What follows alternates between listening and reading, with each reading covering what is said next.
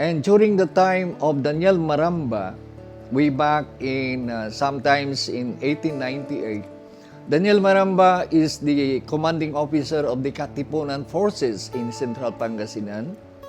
And he was the one who is instrument in freeing Santa Barbara from the Spanish colonizers.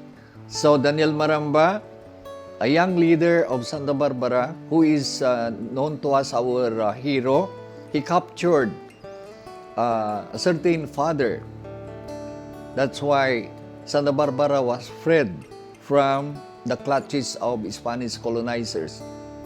Then, Daniel Maramba then proceeded to assist General Emilio Aguinaldo in the fight against Spain.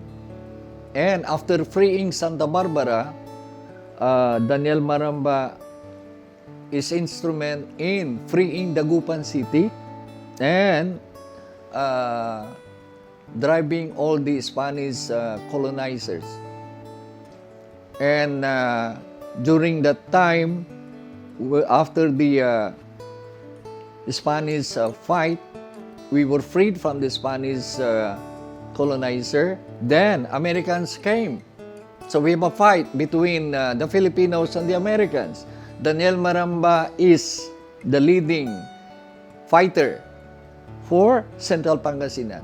He assisted General Emilio Aguinaldo. Then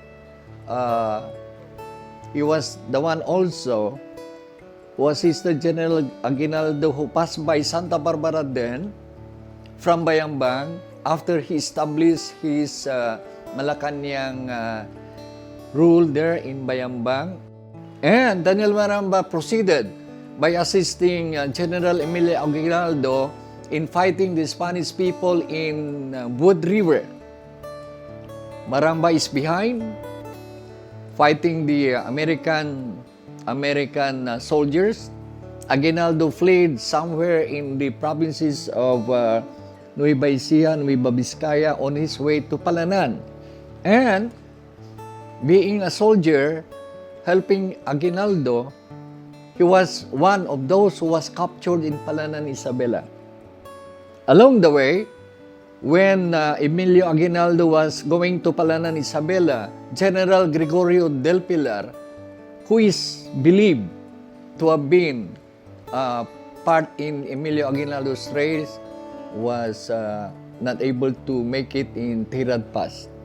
Daniel Maramba was captured there, and then he was back to Santa Barbara. He became the mayor. He moved for the separation of Santa Barbara from Calasiao already. And the following election, he ran for Santa Barbara's mayor, and he is now the mayor of Santa Barbara. He's known as the grand old man of the province of Pangasinan, one of the best governor in the province of Pangasinan. He became also assemblyman for several times. He became the senator, and his remains was buried in La Loma Cemetery and was brought back to Santa Barbara sometimes in 1965. So you can see there in Santa Barbara the mausoleum of Don Daniel Maramba in our cemetery. Ang kanyang mga naging ambag sa kalayaan ang dahilan kung bakit hanggang ngayon ay isa siya sa mga pinasasalamatan at kinikilala sa bayan.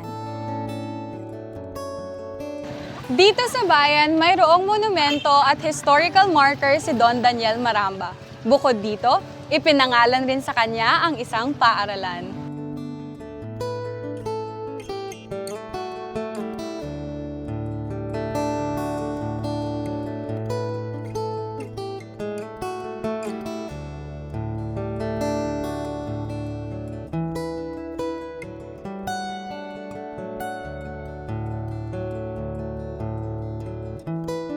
Dito sa Don Daniel Maramba Street, Barangay Poblacion Norte, matatagpuan ang historical marker ni Don Daniel Maramba.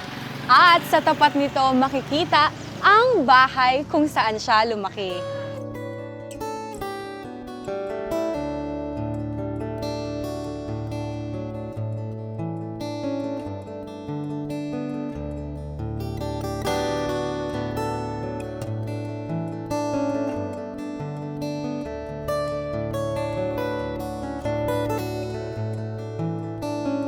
Pinatay po ito noong 1970 na anak ni Don Daniel Maramba na si Doña Lolita Maramba.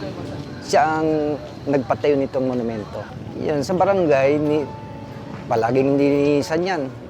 Tapos yung mga Grand Mason, sila rin ang isa na nagpaganda dyan sa monumento ni Don Daniel. Siyempre, proud kami na bilang apo niya, at kilala siya dito sa Santa Barbara bilang naging gobernador, nagsenador, pati kami ng mga apo niya, kilala kami dito sa Santa Barbara. Kasi taga dito siya sa Santa Barbara. Yung manira nito dati, yung Daniel, saka kapatid niya, yung Pascual. Marami sila, magkakapatid.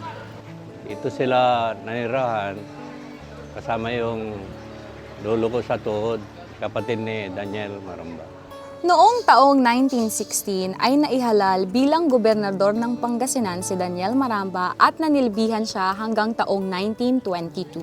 During his tenure, naipatayo ang provincial capital taong 1917 hanggang 1918.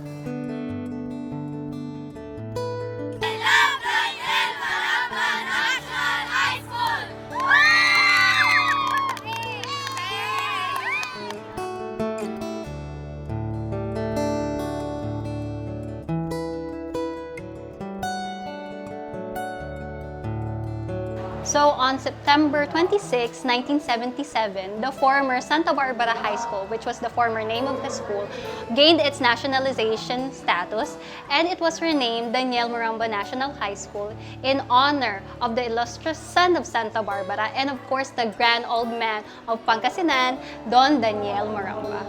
It has always been an honor to be part of Daniel Maramba National High School, and knowing its history is also a big part for me in my pride as someone who is from Santa Barbara. Having the school being named from a prestigious or a famous personality who has done notable contributions in the field of history in our province, I can say that I am definitely proud of this institution. Matapos ang mga labanan, at nang makamit na ang kalayaan. Taong 1741, dumami ang mga Kristiyano rito. Naging inspirasyon nila si Saint Barbara na naging opisyal na pangalan ng bayan ng Santa Barbara.